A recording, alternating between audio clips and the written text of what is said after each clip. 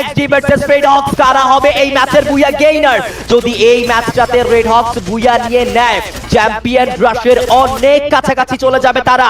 2xd they have 13th elimination points, 13টি kills তারা এই মুহূর্তে সিকিউর করবে। দুই দিক থেকে থ্রোয়েবলের আদান প্রদান ঘটছে। স্প্ল্যাশ তার কাছে রয়েছে 4টি এলিমিনেশন, তার সামনে গ্রেনেড নক হতে পারে কিন্তু নক হলো না। ড্যামেজ অবশ্যই কিন্তু সে সিকিউর করেছে।